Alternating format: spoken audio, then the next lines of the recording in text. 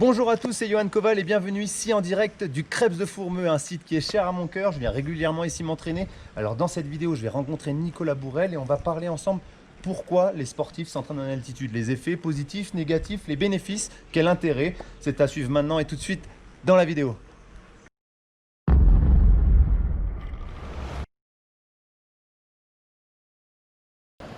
Donc là, je suis en présence de Nicolas Bourrel. On est dans la piscine du Crêpes de Fourmeux. Donc Nicolas, bonjour. Salut à toi. Je vais te laisser te présenter un petit peu aux internautes, voilà, donner ton parcours, ce que tu fais ici à Fourmeux. Donc moi je suis prof de sport, je suis en charge de la cellule d'accompagnement à la performance ici.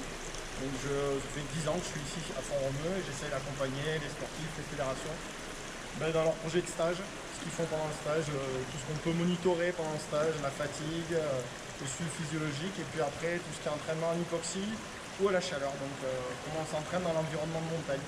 Parfait. Ok, donc là ça tombe très bien. Tu parlais de l'hypoxie. Moi, ma question aujourd'hui, on est là majoritairement pour ça. Il y a beaucoup de sportifs qui viennent faire des stages en altitude, en natation, en athlétisme notamment pour parler du sport que je pratique.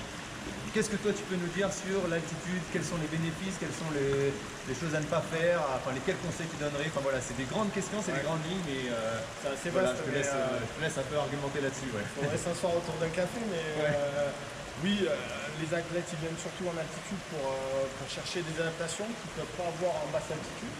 Donc en particulier les stages longs en athlétisme ou en natation, c'est vraiment augmenter le taux d'hémoglobine dans le sang, qui est le transporteur numéro 1 l'oxygène vers les muscles. Donc ça c'est un élément central. Et après on peut aller chercher d'autres adaptations, des adaptations musculaires, donc en allant chercher des altitudes un petit peu plus hautes, en salle hypoxique par exemple, ou des adaptations plutôt ventilatoires. Tu le ressens quand tu es en fin de stage, tu as plus d'aisance respiratoire quand tu redescends. Donc c'est aussi cette aisance respiratoire qu'on essaie de retrouver, de la mécanique.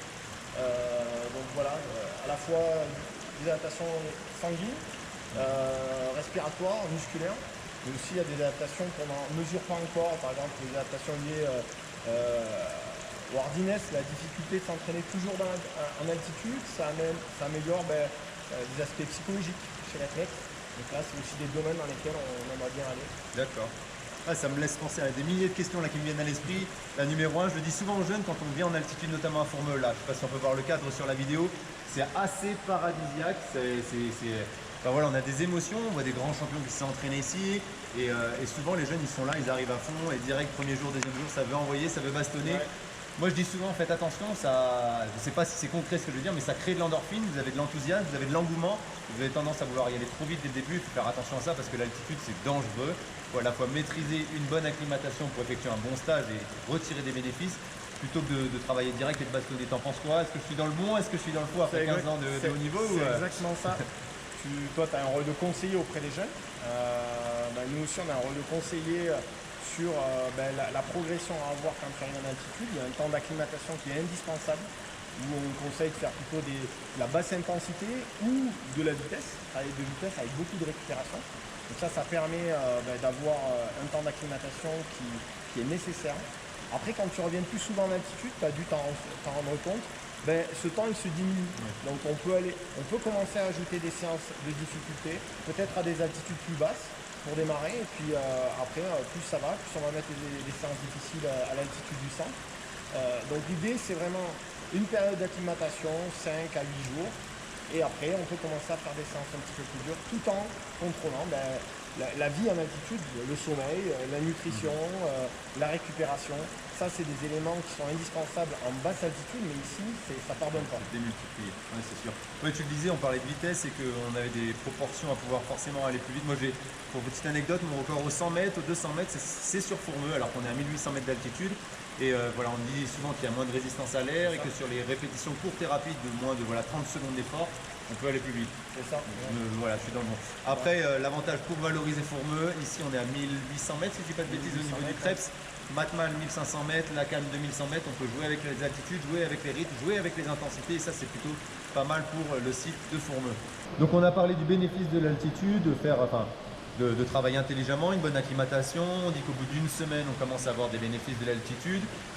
Tu penses sur combien de temps après on peut exploiter ce travail, Voilà, sur les grandes lignes en fait. Les grandes lignes pour expliquer un peu au tout public, l'ami runner qui court 2 fois par semaine, qui veut venir à Fourmeux, bien s'acclimater, c'est le point numéro 1. Mais s'il vient une semaine, 10 jours, après, est-ce qu'il en tirera des bénéfices ou pas du tout? Il faut faire forcément 3 semaines. Ouais. Si tu cherches des bénéfices sur les aspects sanguins, c'est évident qu'il va falloir rester en altitude. Il faut au moins 15 à 20 jours pour avoir un bénéfice sur l'aspect sanguin. Ça, on ne peut pas mentir sur ce point-là. Après, je t'ai parlé de bénéfices plutôt musculaires et plutôt ventilatoires. C'est clair que la première des choses, quand une personne fait 10 jours de stage en altitude, quand il redescend, il y a une aisance respiratoire. Ça, c'est clair. Donc ça, cette aisance, on va la ressortir et elle est quasiment immédiate. Le problème, c'est qu'elle ne va pas durer, cette aisance. Donc ça, c'est sûr. Quand tu fais un long stage, de 3 semaines, tu vas avoir un gain en masse en hémoglobine, plus d'hémoglobine. Ce gain, il est de 15 à 3 semaines, à 20 jours après le stage. C'est dans cette période, souvent, qui est positionnée la compétition ou qui est positionnée une charge de travail avec des intensités sur laquelle tu vas pouvoir travailler. Donc voilà, les différentes stratégies. Après une semaine en altitude pour avoir des gains sur l'aspect hématologique, ce sera juste un ressenti. Ouais. Et c'est vrai, comme je dis souvent, moi aussi, là je suis avec des jeunes pendant 15 jours ici. Ils n'auront pas un bénéfice sur la saison à venir, mais sur un peu de temps derrière. Surtout sur le ressenti en direct dans l'entraînement. Là, on fait des séances longues à la calme, à Matmal, ou encore sur la piste. Et le souffle est court, les jambes sont lourdes et brûlent. Et pour autant, je pense que quand ils vont redescendre dans quelques jours là, sur la Dordogne et mon petit canal à Périgueux, ils vont se sentir bien, ils vont trouver une aisance. Donc ça, c'est vrai que c'est... Tu as une autre adaptation qui aujourd'hui n'est pas mesurée. C'est aussi le fait de s'entraîner dans un milieu difficile. Donc ça oblige le coureur à ajuster, à être plus efficient. Donc à améliorer sa technique pour perdre le moins d'énergie possible. Donc quand tu cours en altitude, on pense qu'il y a une amélioration de la qualité de course. Tu es plus efficient dans ta course parce que il faut que tu gères plus ton énergie, ton taux énergétique. Et donc on pense qu'il y a une amélioration du rendement de la course pendant le stage en altitude. À mesurer. Très bien, très bien. Mais en tout cas, je suis hyper content parce que ça fait 15 ans que moi je fais de l'altitude, enfin peut-être pas 15 ans, un peu moins. Et comme tu l'as dit, je fais des cycles de 3 semaines. J-10 ma séance intensive à Périgueux, donc je redescends à peu près à J-12 d'un championnat. 2 jours après, je fais ma grosse séance intensive avant la compétition, J-10, et après J-5, je fais un petit rappel. Et en général, de manière générale, depuis, j'ai fait les Europes, les Jeux, les Mondiaux, et à chaque fois, ce qu'on a réussi à faire avec mon coach, c'est être présent et à être au pic de forme à ce moment de la saison. Donc je pense que je suis dans le bon, tu m'as parlé de 15 jours de bénéfices après. J-12, je redescends, J-10, grosse séance, et la compétition après, 10 jours plus tard, qui en général me fait m'exprimer à 100% de mon potentiel, donc ça c'est plutôt cool. Donc là, on n'est pas dans mon domaine de prédilection, on est à la piscine, mais c'est tout autant sympathique de voir et découvrir cette belle salle. Et là, je vais laisser Nicolas nous présenter. C'est une grosse tente, je ne sais pas trop ce que c'est encore, mais il va tout nous dire sur l'investissement du Crêpe, sur ce matos. C'est une avant-première, donc on a voulu préparer au mieux les athlètes pour Tokyo. Bon, on a un peu de chance, c'est un peu décalé à l'année prochaine.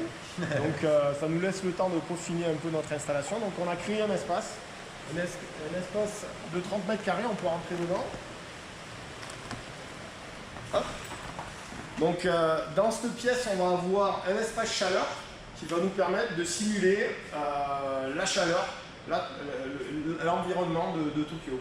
Donc en gros, on aura entre 38 et 40 degrés à l'intérieur et 80% d'humidité.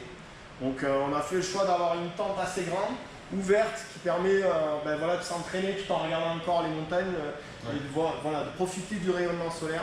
Donc ça sera vraiment une installation pour les athlètes, les triathlètes, tous les gens qui vont être confrontés à la chaleur aux Jeux Olympiques. Ah ouais, c'est un vrai type d'investissement, c'est un bel investissement qui aurait été bien valable d'ailleurs l'année dernière quand on était à Doha, parce qu'on a subi des conditions atmosphériques et climatiques uniques au monde, on va le dire, c'est le cas de le dire. Et on a vu d'ailleurs des dégâts, des séquelles sur certains athlètes qui ont vraiment subi la chaleur. Et donc ça va être sympa de travailler et de tester ça. J'espère que je serai un des cobayes, on va dire, entre guillemets, sur cette cellule, et c'est un bon investissement. Donc là, voilà, pas d'utilité particulière, si ce n'est vous montrer le cadre sur ce petit rush là. On sort de la piscine et on va rejoindre la salle de muscu où il y a une salle qui nous intéresse. C'est la salle en hypoxie que je laisserai encore une fois Nicolas nous présenter. Donc je ne sais pas la qualité de l'audio parce qu'on était dans une piscine, là c'est peut-être un peu mieux et plus propice déjà à mon sport en plus. Donc désolé si l'audio n'était pas tout à fait correct, on mettra des sous-titres pour que ce soit un peu plus compréhensible. Là, on est dans la salle de muscu. Qu'est-ce que je fais dans une salle de muscu? Ma musculation, mais pas que. Ici, le Krebs de Fourmeux a fait un investissement. Vous parlez de l'hypoxie tout à l'heure. Et là, avec Nicolas, il va nous présenter la salle ici présente, juste en haut de la salle de muscu. Bon, ben là, c'est notre salle hypoxique. Donc, à l'intérieur de cette salle, on diminue la quantité d'oxygène pour reproduire la fraction d'oxygène inspirée au niveau alvéolaire. Donc, en fait, la quantité d'oxygène que mes poumons vont capter. Et donc là, je vais vous montrer un peu cette salle, les équipements et l'intérêt d'utiliser une telle salle. Donc là, il faut savoir, Fourmeux, on est à 1800 mètres. Et dans ce petit caisson, juste derrière cette petite vitre, on peut monter ou Alors, on peut monter pas mal, on peut monter jusqu'à presque 6-7 000 mètres. Ah oui, d'accord, effectivement. Ouais. Mais ça n'a pas tellement d'intérêt pour un athlète comme toi. Le plus haut pour un athlète comme toi, ça peut être 3500 mètres sur certaines séances. L'innovation qu'on a fait cette année, c'est vraiment de donner la capacité à cette salle à redescendre au niveau de la mer. D'accord. On sait qu'en préparation terminale, des fois, on a envie de refaire des intensités sur les mêmes allures que sur la basse altitude. Donc, ce qu'on fait, c'est qu'on augmente le taux d'oxygène. Donc, on passe en hyperoxie et on monte à plus de 26% d'oxygène pour reproduire exactement ce qui se passe au niveau de la mer. Ok, d'accord, super. Et vas-y, je te laisse ouvrir. Et en même temps, il y a une petite question qui me vient. Si quelqu'un veut préparer une ascension, Kilimanjaro, des choses comme ça, du coup, ça peut être le genre de truc qui est d'accord. Et par rapport à ça, justement, si quelqu'un n'est pas sportif de haut niveau ou professionnel, est-ce qu'ils peuvent avoir accès à cette salle? De quelle manière? Ou c'est encore compliqué, encore bloqué ou... Non, c'est tout à fait possible. Donc on fait un petit test de départ pour bien calibrer les allures d'entraînement. Mais on ouvre aussi aux gens qui ne sont pas sportifs de haut niveau. D'accord. Il n'y a aucun problème. Donc s'adresser à l'accueil du Krebs et à la possibilité. Ok, donc adressez-vous à l'accueil du Krebs si jamais vous avez envie de tester une salle en hypoxie, préparer une ascension ou bref un trail en haute altitude. C'est faisable pour tous, quel que soit le niveau. De 35 mètres carrés, qui est équipé de tapis, de vélo. On peut tout enlever, on peut mettre des tapis de lutte, des tapis de judo, on peut la configurer comme on veut. On a déjà on l'a mise en configuration boxe aussi pour l'équipe de France de boxe. D'accord. Donc on a un panneau de contrôle qui nous indique l'altitude. Donc là j'avais une séance hier, donc elle n'est pas complètement redescendue, donc on est un peu plus haut que l'altitude du centre. Moi c'est assez simple, je mets une consigne. La consigne ça peut être 3500 mètres. Là, je démarre les moteurs et puis en 20 minutes, on se retrouve avec 14%, à peu près 13% d'oxygène dans la salle au lieu de 20,9%.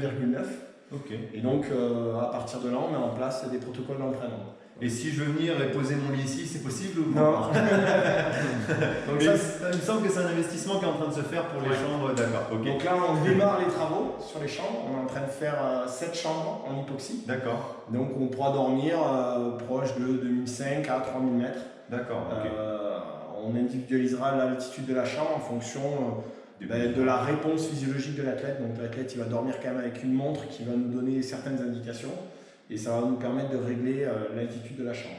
Ok, d'accord, très très bien. Je vois aussi qu'il y a une télé, c'est quoi? C'est qu'il y a un espace jeu vidéo, gamer ou Non, mais souvent les séances peuvent être longues, surtout les séances aérobie basse intensité. D'accord. L'endurance basse intensité, c'est vrai que c'est mieux de le faire dehors, mais c'est vrai que, bon, du coup, on le fait ici et on peut mettre la télé. Ça nous arrive aussi de brancher certains appareils dessus, donc du coup on a la fréquence cardiaque, tout ça. Voilà, ok. En direct. Ok, bah super, c'est un très très bon produit que j'ai hâte aussi d'utiliser dans le futur. Bon, bah, Nicolas, je te remercie pour toutes ces informations, c'était super enrichissant et j'espère que toi aussi vous aurez trouvé goût à venir en stage en altitude et précisément à Fourmeux, je vous le garantis, c'est un bon choix de destination. Allez, merci beaucoup. Comme vous voulez. Allez. Voilà, alors comme à mon habitude, j'espère que cette vidéo vous aura plu. J'ai essayé de faire dans un cadre idyllique que j'apprécie particulièrement Fourmeux. Vous l'avez compris, c'est un site qui me tient à cœur. Je viens régulièrement faire mes préparations, début de saison, stages terminaux ici avant mes grandes compétitions. L'altitude, bénéfice important. Les contraintes, faire une bonne acclimatation. Et on travaille fortement moins vite ici que sur les longues intensités.